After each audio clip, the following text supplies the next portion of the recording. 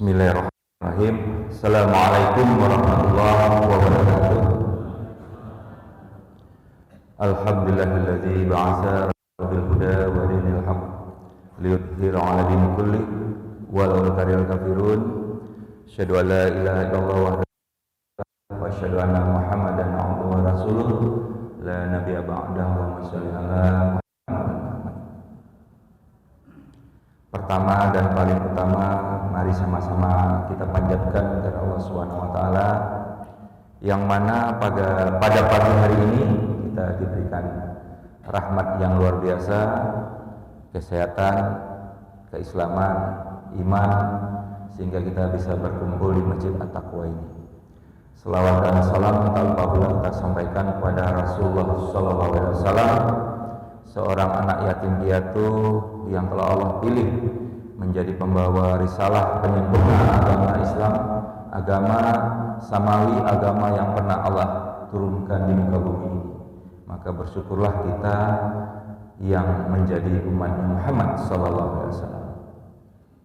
Yang kami hormati Takmir Masjid At-Taqwa, ulama, Bapak Ibu, jamaah pengajian Ahad yang dirahmati Allah. Alhamdulillah pada hari ini kita bisa bertemu kembali setelah beberapa periode kita tidak ketemu karena ada pandemi. Ya, kemarin beberapa bulan yang lalu takmir masjid menghubungi saya, insya Allah Pak bulan Juli, karena di Juni saya ada tugas dakwah ke Aceh waktu itu sama Medan. Jadi Juli yang agak kosong itu awal, itu pun awal. Alhamdulillah pada hari ini kita bisa bertemu kembali di masjid yang kita cintai ini. Bapak Ibu yang dirahmati Allah, nanti kajian kita terbagi menjadi dua sesi. Yang pertama adalah bagaimana pola hidup Rasulullah, ya, pola hidup sehari-hari Rasulullah, sehingga itu nanti bisa kita implementasikan ke dalam kehidupan kita sehari-hari. Ya, pola hidup sehatnya Rasulullah. Kemudian yang kedua nanti saya akan memberikan tips, karena saya melihat di sini banyak yang ikut pengajian adalah usia 50 tahun ke atas. Nanti ada tips bagaimana menguatkan otot massa. Jadi otot massa sama otak supaya kita tidak mudah terserangan penyakit stroke dan penyakit-penyakit lainnya. Karena terus terang kami punya klinik di Malang, di Lawang itu banyak sekali sekarang ini penyakit stroke yang kami tangani. Jadi luar biasa, jangankan usia tua, anak-anak pun terakhir kemarin kami nangani anak usia 5 tahun kena stroke. Ya, nanti kita cerita kenapa kok bisa kena stroke usia 5 tahun. Ternyata pola hidup dari orang tuanya yang salah. Ya, nah, itu nanti di kajian yang kedua. Nah, kajian pertama yang perlu kita bahas di sini adalah bagaimana sih Rasulullah itu sepanjang hidupnya kok sehat selalu. Nah, kita sebagai umatnya harus tahu, karena beliau adalah uswatun hasanah. Beliau dihadirkan Allah ke muka bumi jadi contoh kita, teladan kita. Nah, sehingga step by step kita lakukan nanti dan kita nanti bisa menilai diri kita sudahkah pola hidupnya Rasulullah. Nah, ya, ini yang harus kita pelajari pada pagi ini. Bapak Ibu yang dirahmati Allah,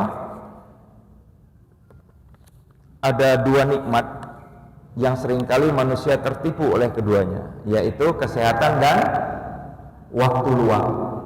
Ya, ini hadis itu bisa dibuka di Bukhari, ya, di nomor 6412.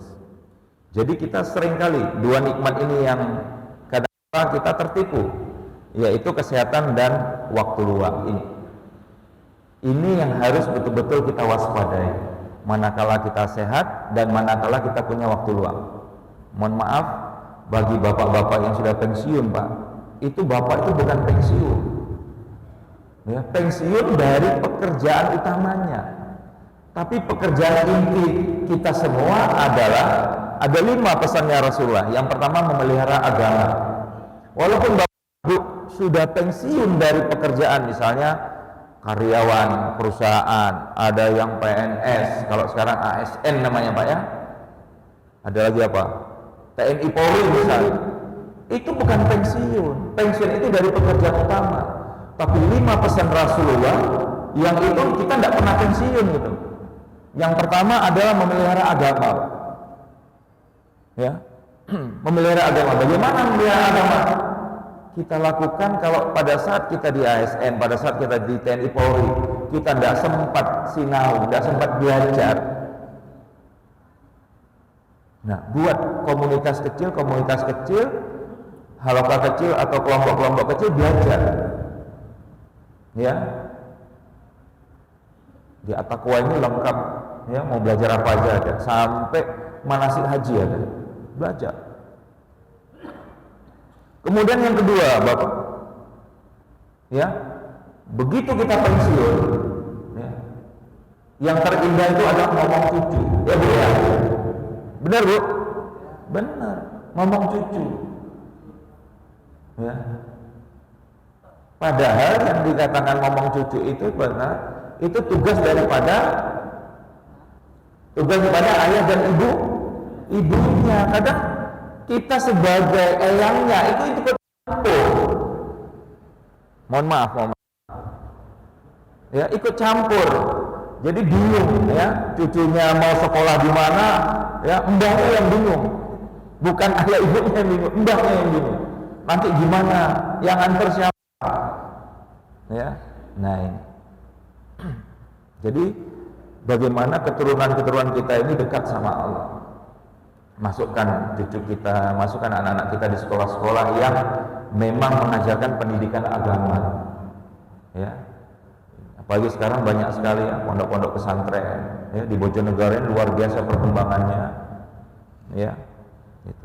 Kemudian yang ketiga, Bapak Ibu, ya, pesan Rasulullah ini merawat akal. Ini yang rada rumit Bapak Ibu sekalian, ya, merawat akal. Jadi muatan yang kita masukkan ke akal kita ini muatan-muatan yang positif. Apalagi sekarang dunia medsos ya, semua arus informasi itu masuk di dalam satu yang namanya smartphone ini. Nah, kalau kita tidak bisa memilih, bahaya. Ya. Di sana ada apa, di sini gitu ya. Ini biasanya ibu-ibu baper gitu ya. Nah, itu jangan terjadi. Ini harus kita rawat. Kemudian merawat jiwa kita ini juga penting. Ini pesan Rasulullah. Jadi tidak ada istilah pensiun, Pak. Ya, Pak ya. Istilah pensiun. Ya, terus kita berproses terus sampai nanti hayat kita sampai Allah memanggil kita. Ya. Kalau Bapak Ibu yang dulunya ASN, TNI Polri, tidak sempat kita belajar agama, tidak sempat kita sholat tahajud, tidak sempat 5 waktu, tidak sempat. Tidak tahu saya saking sibuknya. Ada teman saya di Malang tuh ada gitu. Saking sibuknya Pak, 5 waktu itu loh, tidak sempat main. Ya, sampai saya punya unit usaha, saya punya bengkel mobil, jadi saya menerima karyawan itu yang bisa menegakkan sholat 5 waktu, salah satu syaratnya. Ya, ini. Jadi kalau dia 3 kali aja nggak sholat 5 waktu, apalagi tidak berjemaah, ya mohon maaf, berarti Anda tidak cocok di sini. Karena ini penting, ya, merawat sholat 5 waktu. Ya, setelah memelihara agama, keturunan, akal, jiwa, baru harta yang terakhir. Pak, Bu, harta yang terakhir.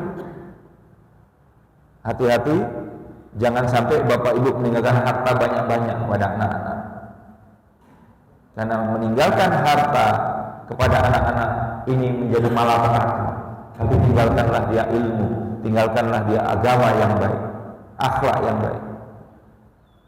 Bapak Ibu ada harta, infakkan di jalan Allah, wakafkan di jalan Allah. Karena tabungan sesungguhnya nanti jenengan itu adalah pada saat harta itu diwakafkan di jalan Allah. Bukan yang diberikan diwasiatkan kepada anak, rumah besar diwasiatkan kepada anak, bukan itu. Anak sudah jenengan didik, sudah ada rezekinya anak itu. Ya. Tapi harta jenengan sesungguhnya nanti, investasi jenengan sesungguhnya itu nanti yang jenengan bawa. Ya. Ini. Sehingga pundi-pundi investasi jenengan, pasif income jenengan nanti di hadapan Allah sudah banyak. Dari mana hartamu kamu dapat, kemana kamu bawa, udah jelas pertanyaannya. Infakkan di jalan Allah, ya, rumah tafid banyak, panti asuhan, sesuatu yang sifatnya untuk membantu di jalan Allah. Itu dicontohkan Rasulullah punya 7 dirham. Itu pun belum bisa. Wahai Fatimah, ini ada uang 7 dirham, silakan serahkan kepada orang-orang yang membutuhkan. 7 dirham, Pak. Ini. Jadi yang terakhir pesan Rasulullah adalah bagaimana komponen penting dalam agama ini, harta ini kita salurkan di jalan Allah. Nah, Bapak Ibu sekalian yang dirahmati Allah, yang pertama aspek kesehatan ala Rasulullah, yang pertama adalah kesehatan fisik atau jasmani. Ini yang diajarkan oleh Rasulullah. Fisik harus sehat, fisik harus kuat. Bagaimana mungkin fisik sehat, fisik tidak kuat, kita mau beribadah kepada Allah, kita mau khusyuk beribadah kepada Allah, tidak bisa, Pak. Apalagi yang sudah, mohon maaf, usia sudah sepuh-sepuh ini, yang muncullah asam urat, kolesterol darah tinggi, diabetes, ya, mau bangun malam, bangun pipis, setelah pipis tidak ambil wudhu, tidak sholat, tapi berbaring lagi, tidur lagi, karena tidak fit. Ini. Jadi Rasulullah itu mengajarkan bagaimana kita selalu fit tubuh kita. Makanya orang-orang yang jasmaninya sehat, kebugarannya bagus, maka dia tidak mudah terkena virus corona. Ya. Jadi ada image harus vaksin.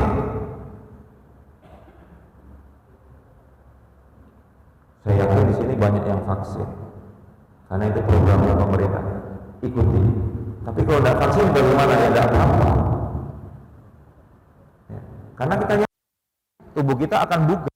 Kalau kita bugar, maka tidak mudah yang namanya virus itu masuk dalam tubuh kita. Terus bagaimana cara membuat tubuh itu bugar? Rasulullah mengajarkan, ya, pola hidup harus kita rubah. Ini saya amati semenjak ada smartphone, semenjak ada HP canggih, banyak saudara-saudara saya ini tidurnya malam-malam hari. Ya, kalau dulu tidur malam karena sinetron, ya, sekarang sudah mulai ada FB, ya, ada IG, ya, ada WA. Jadi kalau diajak tidur sama istrinya, Pak, udah waktunya tidur. Ini masih WA-an di grup SMP, ya. Ini. Bapak Ibu, ya, sebagaimana yang Rasulullah pesan, yang itu tidur di awal waktu, Bapak. Tidur di awal waktu kira-kira kalau kita di Bojonegoro ini dan bangun setengah 3, jam 2, setengah 3 udah bangun, insya Allah kita bugar. Nah, di ilmu kesehatan ternyata dari saya mengamati teori kesehatan itu yang bagus pada saat jam 9 sampai jam 3 pagi itu adalah waktunya penyerapan. Apa? Penyerapan. Makanya di antara jam 9 sampai jam 3 pagi tidak boleh makan berat, ya. Tidak boleh makan mie pangsit, apalagi bakso, apalagi tahu campur lamongan, tidak boleh sudah. Karena itu waktunya penyerapan. Di bawah jam 9 itu boleh. Jadi jam 9 malam sampai jam 3 pagi itu adalah waktunya penyerapan. Ya, subuh mulai jam 4 pagi sampai jam 12 siang atau jam 11 siang waktu duha itu adalah waktunya pembuangan.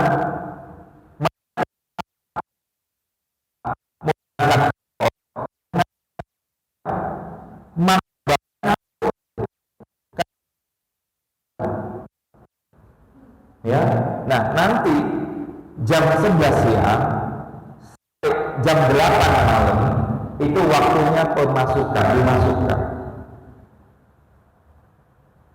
Kita enggak. Pagi mau ke kantor, ya, lauk penuh di piring. Kenapa? Alasannya lemes nanti kalau enggak. Enggak demikian, Pak. Itu salah. Rasulullah tidak mengajarkan demikian.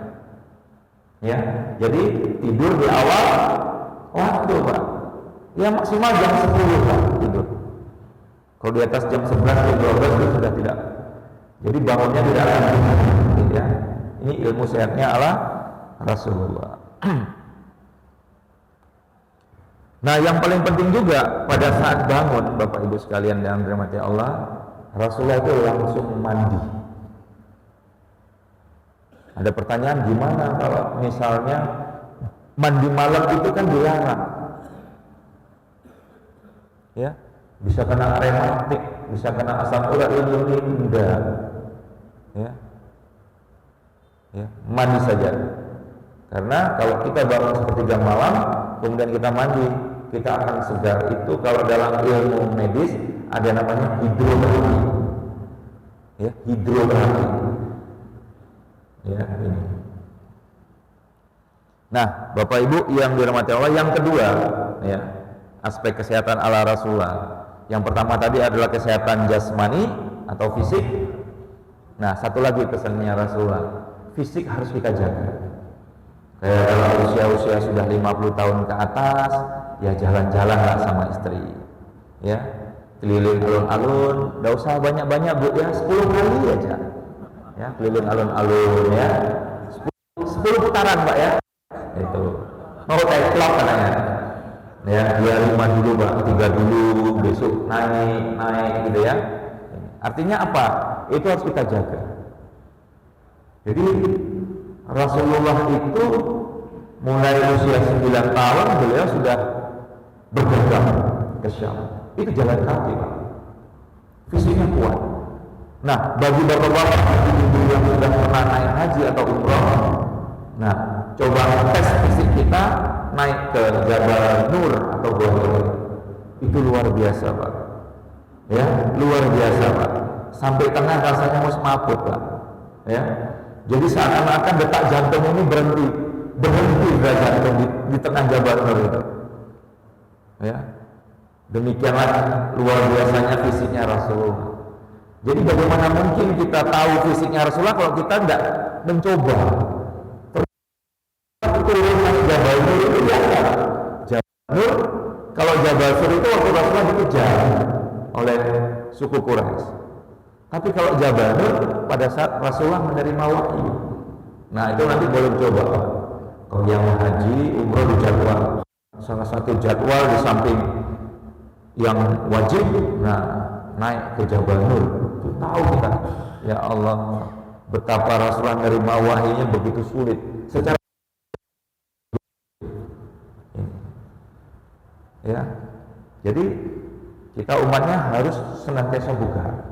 Ya, Bapak Ibu sekalian. Setelah kesehatan fisik atau jasmani, lanjut kesehatan mental. Ini yang gampang-gampang sulit, Pak. Kesehatan mental ini. Ya. Kenapa saya katakan gampang-gampang sulit? Yang pertama, orang yang mental mampu untuk menghindari penyakit-penyakit hati. Jadi kalau kita masih ngersulo, nelongso, marah, ya, suaminya didiami, marah, nah ini sakit mental. Ya, bapak sama istrinya tidak ngomong 2 hari 2 malam, ini sakit mental. Kalau fisik, sakit pusing, ya, darah tinggi, stroke, itu kelihatan kalau fisik. Tapi kalau udah cerita mental, nggak kelihatan Pak. Ya, ini. Apa yang dipesankan oleh Rasulullah pada saat kesehatan mental itu? Yang pertama adalah memiliki iman sebagai dasar dan tingkah laku ini, sehingga orang yang beriman itu berhati-hati sekali bersikap. Dia menyakiti orang lain, menyakiti tetangga, menyakiti anaknya, menyakiti suaminya, menyakiti istrinya ini. Karena landasan iman. Yang kedua, mampu beradaptasi dengan kenyataan hidup. Ini yang rada angel. Ya, ada orang yang diuji berlimpah harta, ada orang yang diuji memang hartanya sedikit, ada yang pas-pasan. Tapi bagaimana kita bisa bersyukur? Ini berarti masuk kategori kita sehat mental. Ya. Kemudian lebih senang memberi daripada menerima. Ini Bapak Ibu yang dirahmati Allah. Ya, lebih senang memberi daripada menerima. Banyak-banyak kita memberi. Ada Jumat berkah. Ya, sisihkanlah harta kita di jalan Allah, ya. Dengan program-program Masjid At-Taqwa yang luar biasa ini. Sisihkan harta kita untuk mendukung program-program dakwah. Apapun sifatnya. Selanjutnya, orang yang sehat mental mampu menjalin hubungan dengan orang lain. Mampu menjalin hubungan dengan orang lain. Jadi tidak perlulah rumah pagarnya 2 meter, Bu, ya. Pak, tidak perlu. Ya, secukupnya aja lah, bisa lihat sama tetangga. Ya. Karena ada yang saking dia euforia, ya, untuk keamanan dan sebagainya, dia pasang tembok pagar keliling itu 2 meter. Ada itu. Ya, tidak perlu begitu. Ya, bagaimana kita menjaga dengan baik dengan lingkungan kita. Artinya apa? Kesehatan yang dimaksud kesehatan mental yang oleh Rasulullah ini berhubungan dengan lingkungan kita juga. Ini. Jadi kalau kita bertetangga tidak baik, itu perlu dipertanyakan kita kesehatan mental kita, ya. Itu.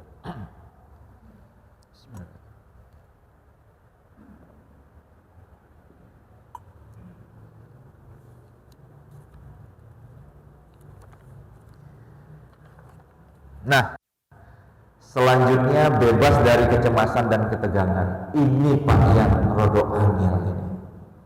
Ya.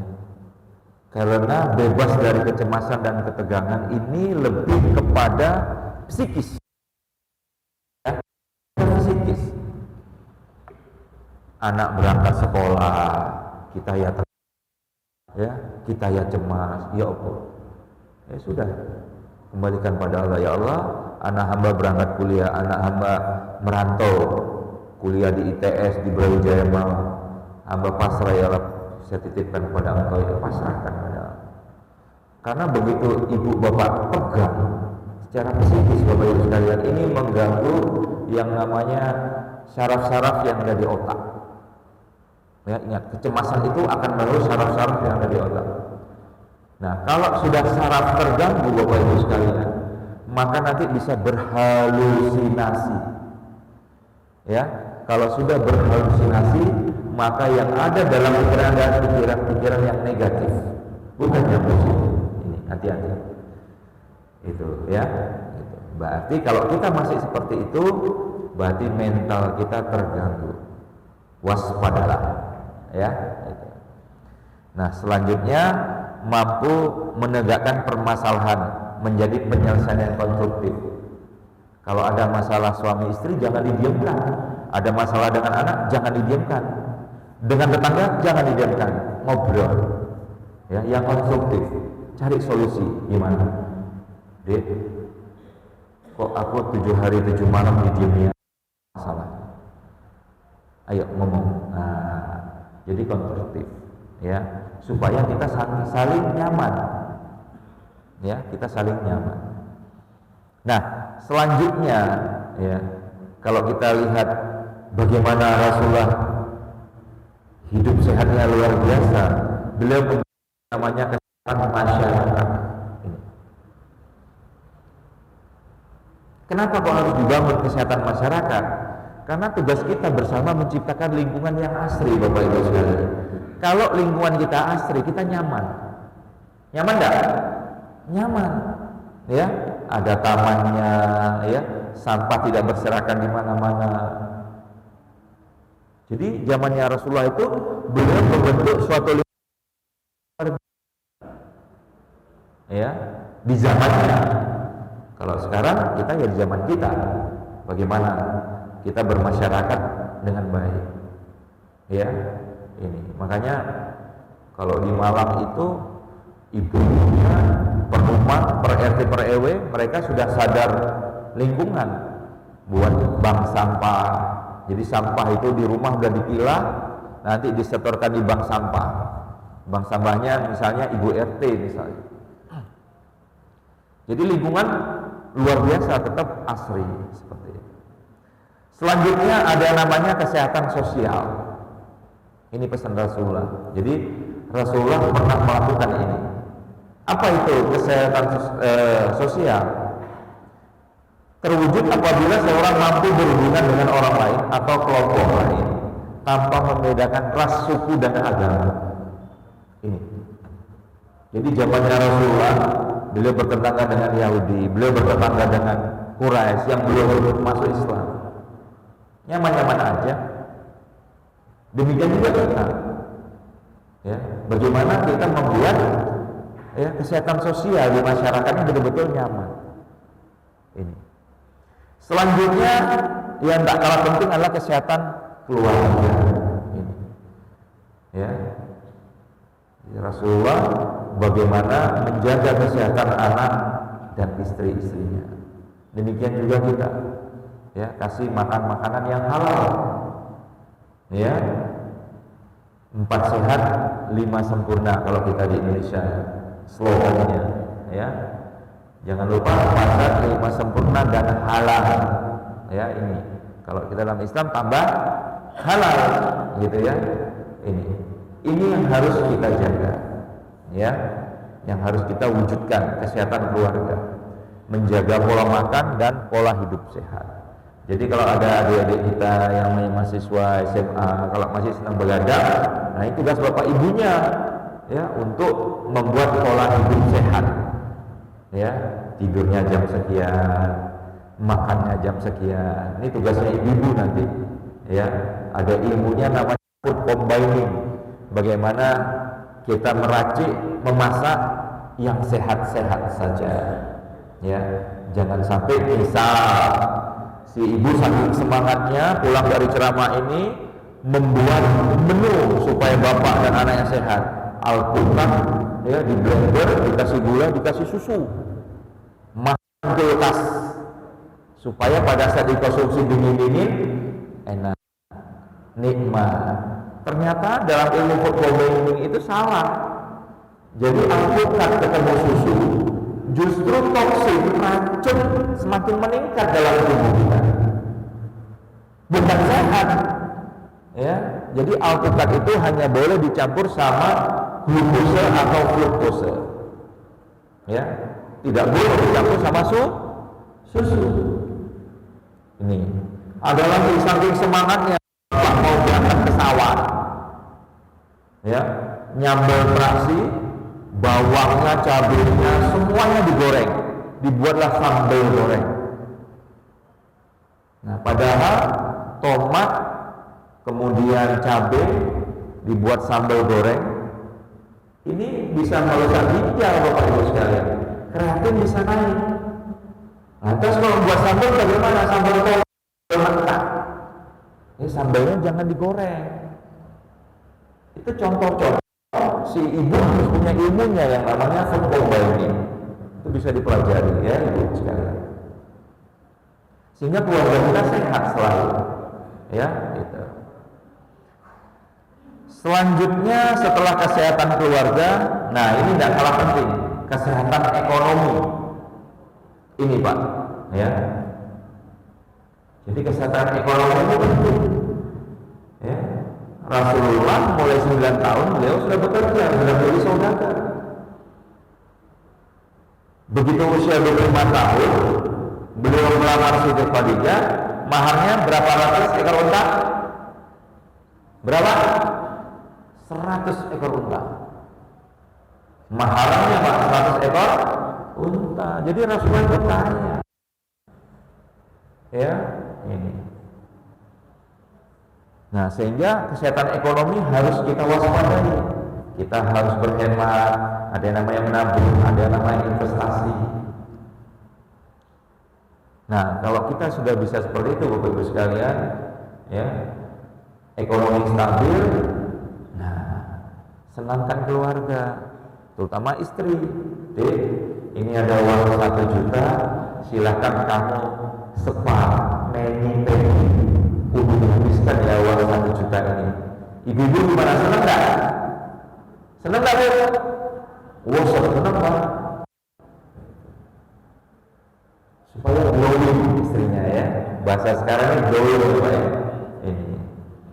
Nah, setelah kesehatan ekonomi, yang terakhir adalah kesehatan spiritual atau kematangan dalam beragama. Ini yang harus kita asah Bapak Ibu sekalian sampai kita menghadap Allah. Ya, belajar dan belajar. Itu. Nah, Rasulullah pesan, ya, sikapnya kalau beliau tidur, ya, itu beliau itu selalu menghadap ke, ya, tidak kelumpuh, tidak terlentang. Ini masih tidurnya sesuka hati kita, ya. Padahal tidurnya Rasulullah itu kalau tidur dari ilmu kesehatan bagus untuk menjaga jantung, bagus untuk pernapasan, ya. Kemarin saya berapa kali merawat orang corona yang sudah hampir gagal nafas, saya tidur ala Rasulullah, sembuh Pak, ya. Yang sudah saturasinya sudah tidak karuan, sambil tidur ala Rasulullah, alhamdulillah dengan izin Allah, ya, stabil saturasinya. Lalu ini hikmah dibalik yang pernah dilakukan oleh Rasulullah SAW. Selanjutnya menjaga pola makan. Ini yang ada kita, ya. Saya tidak ngobrol ya di Malang ini. Kalau sudah undangan, ada konter bakso, ada konter pangsit, ada kikil Surabaya, tahu Lamongan, ya. Ini semuanya dicicipi, ya. Ini di Malang ya, kalau di Bojonegoro insya Allah enggak. Jadi apa pesan Rasulullah? Tidak boleh makan berlebihan, ya, secukupnya, ya. Ini jangan terlalu berlebihan. Kemudian pada saat cuci tangan sebelum dan sudah makan, ya. Jadi beliau tidak pakai sendok, makannya pakai tangan. Kemudian tenang dan tidak buru-buru. Banyak di kanker, banyak kebenangan lambung karena terburu-buru, nggak tahu yang dibutuhkan apa. Padahal itu kudu menikmati makan itu, ya. Ini jangan buru-buru, apalagi kalau sudah di usia tua yang giginya tinggal 2, ya, itu tidak boleh, ya. Harus santai, tenang, ya, makan itu. Jadi makan pun itu harus betul-betul kita atur, ya. Kemudian duduk lurus dan tegak ketika makan, nggak boleh kita menunduk ini. Jadi harus tegak supaya dari mulut tenggorokan langsung masuk itu langsung nyaman makannya, tidak terbesar. Jadi sebaiknya makan di jaman, ya, bukan makan sambil nonton TV atau yang lainnya. Jadi makan fokus, ya, ini. Kemudian aktif menjaga kebersihan lingkungan dan sebagainya, gemar berjalan kaki dan lari-lari kecil. Nah, ini yang diajarkan oleh Rasulullah. Walaupun di zamannya Rasulullah pernah menyampaikan olahraga apa? Memanah? Apa?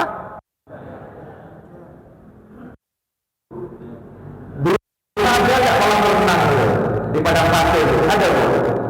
Nggak ada, ya. Artinya hadis yang disampaikan 14, 3 olahraga ini memang olahraga yang terbaik di dunia, Pak. Ya, ini olahraga terbaik. Profesor, ya, Jadi orang yang senantiasa olahraga renang, otot masanya itu selalu bagus. Orang yang masanya bagus, dia tidak mudah. Yang namanya asam urat, kolesterol, apalagi stroke, itu jauh. Ya, ini ternyata otot masanya bagus. Ya, olahraga yang otot masanya bagus. Kalau berkuda, itu ternyata hasil penelitian, itu fokus. Kalau bapak ibu pada saat berkuda tidak fokus pak, itu dilempar pak sama kuda. Dan kita butuh kuda itu tahu naik kuda, kita punya masalah, sedang emosi naik kuda kita dilempar sama kuda. Makanya syarat naik kuda lurus dulu depannya, ya. Nah saya kebetulan juga punya kuda pak, cuman kadang setiap Jumat diajak sama di Malang itu ada cavalry, dia punya kuda harganya 2,5 miliar pak, kuda cavalry ya. Itu sering sama komandannya saya diajak, ayo Ustaz kita latihan berkuda. Waduh saya lihat, nggak pernah saya lihat kuda begini tinggi ya. Kalau kuda kita di Indonesia kan sekali lompat aja ya langsung kita naik. Lah kuda cavalry kuda tangga loh pak. Nah ini kalau kita dilempar gimana ya kan? Ada ilmunya diajari kita. Oh subhanallah. Jadi luar biasa orang-orang yang merawat. Ya. Kemudian Rasulullah itu selalu bersikap optimis, Bapak Ibu sekalian. Ini apapun yang terjadi kita tetap optimis. Siapa sangka ya Rasulullah yang dia berjuang bersama sahabat para sahabat mampu menghantarkan Islam ke seluruh dunia, ya. Sampai pedagang dari Saudi datang ke Malikul Saleh, ke Aceh. Kemudian beliau di Aceh waktu itu banyak pala rempah-rempah.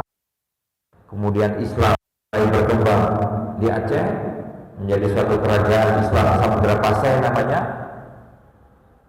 Dan di Samudra lahirlah perguruan atau madrasah dunia pertama. Kemudian banyak dari seluruh Indonesia orang belajar Islam di Aceh, termasuk Wali Songo waktu itu hadir di Aceh untuk belajar, kemudian menyebarkan lagi ke seluruh Indonesia. Dan sampai sekarang Islam hadir di Indonesia. Ini atas izin Allah, bumi Indonesia ini menjadi bumi yang mayoritas adalah orang Islam. Jadi optimis, tidak ada kata pesimis. Ya. Nah, terakhir pola hidup para Rasulullah ini yang berat sekali Bapak Ibu sekalian. Ya, apa itu? Tidak marah. Dan tidak yakin kita semua pernah marah. Ya, Rasulullah tidak pernah marah. Ya. Rasulullah kalau kesel, kalau punya masalah hanya senyum. Ya, hanya senyum. Alhamdulillah. Cuma nyangel Pak. Saya punya pondok pesantren itu di Malang, santri yang dari seluruh Indonesia itu tak praktekkan ya sungguh itu Pak. Ya, ada santri manjat pagar. Alhamdulillah. Tapi tetap masih ya, tapi ya, itu. Terus ada namanya santrinya masih usia SMP sampai aliyah gitu kan, berantem. Bagaimana kita harus memberikan solusi? Alhamdulillah. Jadi solusinya tidak marah itu, ya. Dan Rasulullah adalah orang yang tidak pernah marah. Gitu. Baik Bapak Ibu sekalian, habis ini itu tips bagaimana pola hidup Rasulullah yang bisa kita amalkan sehari-hari. Selanjutnya di sesi yang kedua ini kita berlatih. Nanti saya minta relawan yang sudah sepuh karena saya mau melatih nanti Bapak Ibu bisa latihan di rumah karena ini mengajarkan untuk bagaimana otot massa kita bagus, baik, dan saraf otak kita juga baik. Kalau saraf otak kita baik, otot massa kita baik, satu beri usia panjang, Allah 90, 80, 90, 100 kita nggak mendampingin. Kenapa? Otak kita, otot kita senantiasa baik. Nah, nanti ada pembelajaran tips untuk otak dan juga untuk otot. Saya minta satu relawan yang sudah usianya minimal 67 tahun, minimal 67 tahun, siap Pak. Nah, ini. Pak Sai Nuri, silakan Pak. Nah, Pak 70 ya, 70. Cek nggak bisa.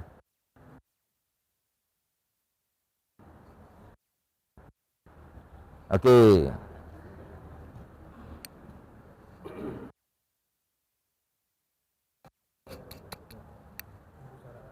Hah? Cek ya, dengar ya, suara saya banter kok. Oke, perhatikan, ini dilakukan oleh bapak dan ibu, sederhana kok gerakannya ya. Kami lakukan, kami praktekkan di wilayah Indonesia untuk khususnya orang-orang ya. Oh, yang luar enggak kedengaran ya. Yang luar enggak kedengaran. Atau ini aja diangkat ya. Enggak apa-apa ya.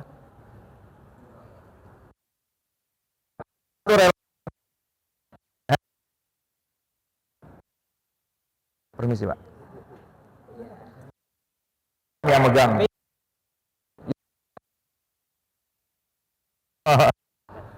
Ya, perhatikan ya. Gerakannya sangat sederhana ya. Ini tegak, Pak ya. Tegak ya. Oke. Nah, gerakan pertama ini ya. Ini diketuk kaki sebelah silang ya. Contoh misalnya, lihat dulu Pak. 1, 2, 3, 4. Pandangan ke depan. Ya Pak ya. Itu gerakan pertama. Kemudian gerakan kedua, Bapak Ibu sekalian, yang kiri disilang ke kaki kanan. 1, 2, 3, 4, hitungannya sampai 25. Ya Pak ya. Selanjutnya itu gerakan kedua. Gerakan ketiga, tangan kanan di atas.